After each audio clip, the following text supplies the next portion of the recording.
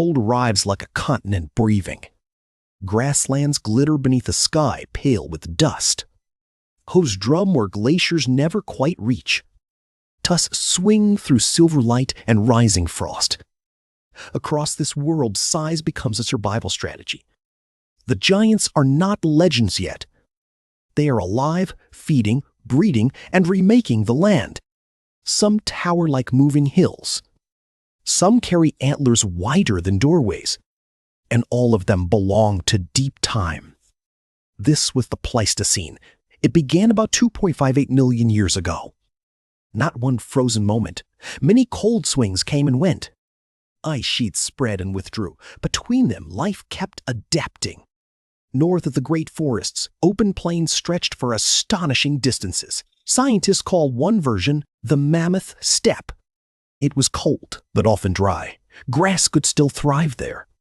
That matters more than snow. Giants need huge amounts of food. So the Ice Age did not belong only to ice, it belonged to productive land. Where trees thinned, grazers multiplied. Where grazers multiplied, hunters followed. The ground itself felt different. Frozen soil and low snow favored movement. Herds could travel far, their routes stitched continents together. Some of those routes crossed Beringia. Asia and North America touched there. Animals crossed in both directions, so did eventually humans. But before people spread widely, giant mammals already dominated these worlds. They shaped them with appetite and weight. The most famous was the woolly mammoth. It deserves that fame. Adults stood about as tall as modern African elephants. Their bodies carried long hair, fat, and small, heat-saving ears. Their tusks curved forward like pale crescents. Their domed heads looked built for winter. Mammoths were not wandering through featureless snowfields. They usually preferred steppe and tundra grasslands. Their molars were built like grinding machines. Tough stems and sedges wore them down. A mammoth herd probably sounded familiar in one way. Family life likely echoed living elephants. Older females likely led groups, caves protected inside the moving wall of bodies. When a herd passed, it transformed the view. Paths opened, shrubs broke, snow compacted.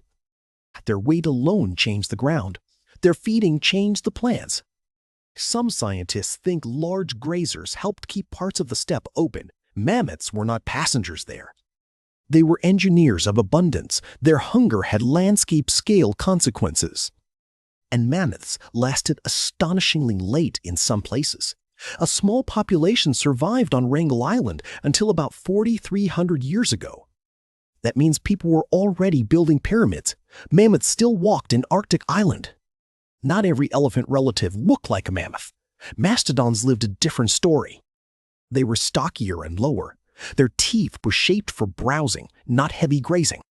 Where mammoths favored open country, mastodons often used woodier habitats. Leaves and twigs mattered more to them. Imagine a shaggy elephant moving through spruce and swamp. That was a different kind of giant. Its tusks ran more parallel. Its silhouette felt older, heavier, more ancient. North America knew both forms. Two great proboscideans shared one broad age. Then there was the woolly rhinoceros. It looked like cold weather made muscular. A long horn faced the wind, thick fur wrapped a deep barrel body. It lived across Eurasia, not North America. Open country suited it best. Its front horn may have helped in display, defense, or sweeping snow. Evidence suggests several possible roles. However it used that horn, the result was unforgettable. A rhinoceros already feels prehistoric. Add frost, steam, and hair, it becomes almost mythic. Yet it was completely real. Humans painted it on cave walls. Those paintings matter. They are direct echoes from witnesses. If mammoths ruled by mass, Irish elk ruled by silhouette. Few animals ever carried stranger grandeur.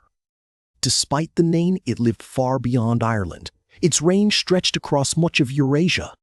The males carried antlers of astonishing span. Some spread about 3.5 meters across. That is wider than many small cars. Bone became architecture above a deer's head. Those antlers were not daily weapons of war alone. They were also signals. Strength, maturity, and breeding success could be written in antler size. Display changes evolution. But giant antlers have costs. Every spectacular structure must be grown and carried. So the Ice Age favored excess when food allowed it. Good seasons could build impossible-looking animals. On the plains, steppe bison moved like weather. They were larger than modern bison. Their heads looked low and forceful. Their herds thickened the horizon. Horses ran among them. Saiga, muskoxen, and reindeer shared the world. This was no empty white desert. It was a crowded animal kingdom. And with so many herbivores, predators rose to match them. The Ice Age forged impressive hunters. In Eurasia, cave lions stalked the open country. They were among the largest cats of their time. They likely lacked the heavy mane of many modern male lions. Ancient art hints at that difference. Their prey could include horses, young mammoths, or bison. Even cautious giants left openings. North America had its own drama. There Smilodon entered the frame. Those famous saber teeth were not built for bone crunching. They were specialized, precise, and risky tools. Smilodon was powerfully built to the shoulders and forelimbs. It may have relied on ambush and restraint.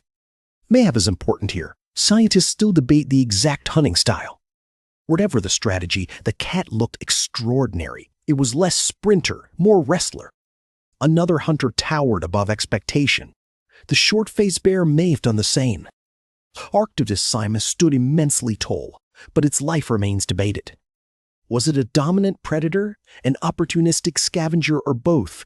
The bones do not answer everything.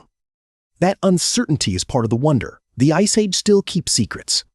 Cave bears kept another. Despite their size, much evidence points toward heavy plant eating. Their skulls looked immense. Their caves later became human discoveries. Imagine entering a limestone chamber by firelight.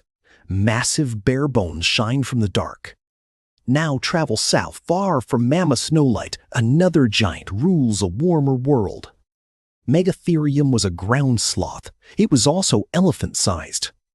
On its hind legs, it could reach about 3.5 meters tall. Huge claws hung from its forelimbs. Those claws looked like weapons from fantasy, yet the animal was a plant eater. Chemical evidence from teeth supports that diet. The great beast fed on vegetation. It could rear upward to browse. A living wall of fur and muscle rose above the scrub. This may have made it the largest bipedal mammal ever. That claim still stuns. Its tracks remain in ancient ground. They feel intimate, almost recent. Humans eventually overlapped with these sloths. Some bones even preserve cut marks. That does not tell the whole extinction story, but it tells one undeniable contact. Beside the giant sloth, South America grew other armored marvels. Glyptodonts looked like tanks with tails. They were related to armadillos, distantly. Evolution pushed the design to giant scale. A domed shell covered much of the body. Some species carried tail clubs or rings. Picture a small car shaped by biology, then let it graze under a Pleistocene sun. South America also held saber-toothed cats, giant llamas, and strange hoofed mammals. Its Ice Age was not a copy. Every continent built its own giants. Deep Time loves local experiments. If you were there, which would stop you cold? Tell me below. Could you cross one valley safely, or would the scale undo you first? And which giant feels most unreal to you? Mammoth, sloth, rhino, or elk? North America added yet another surprise. Castorides, the giant beaver, haunted wetlands. It could reach over 2 meters long. Its incisors looked like chisels from a nightmare. Yet it was still a rodent. Familiar design, enormous proportions. Some reconstructions show it beside modern beavers. The comparison feels almost comedic. But giant size changes everything. A marsh becomes a stage for monsters. Then there was Australia. Its Ice Age giants followed their own evolutionary script. Diprotodon was the largest marsupial known. Imagine a wombat stretched toward rhinoceros scale. It reached nearly 4 meters long. Some individuals weighed up to about 2,800 kilograms. It preferred semi-arid plains, savannas, and open woodland. Australia made room for bulk, too. This was not a northern snow beast. It belonged to dust, heat, and distance. So the phrase Ice Age can mislead us. Global cooling touched many different landscapes. Not all giants were furry. Not all giants lived near ice. What unites them is time and steel. These animals thrived during the Pleistocene world. They were not evolutionary mistakes. They were successful for vast stretches of time. Some lineages lasted hundreds of thousands of years, some far longer. Why become so large at all? Several pressures likely mattered. Large bodies conserve heat better. They also store energy and deter predators. Big animals can travel farther. They can process huge amounts of low-quality food. But greatness has a cost. Giant bodies need giant ecosystems. When climate shifts quickly, big specialists can suffer first. Slow reproduction makes recovery harder. The end of the last ice age brought major upheaval. Temperatures rose and habitats changed. Grassland shrank in some regions. Forests expanded into former megafauna country. Wetlands moved, seasons shifted, and old roots disappeared. Entire food webs had to reorganize. At nearly the same time, humans spread into new lands. That overlap is impossible to ignore. Scientists still debate proportions of blame. Climate and human pressure likely work together in many places. Some regions may fit one pattern better, others probably reflect a combination. That uncertainty is not weakness, it is real science speaking honestly. Extinction did not strike every species equally. Survivors reveal just as much. Musk oxen persisted. Reindeer endured. Bison survived too, though steppe bison vanished. Their descendants still thunder across modern grasslands. Brown bears and wolves remained. They crossed into our age. So the Ice Age never fully ended in spirit. Parts of it still breathe.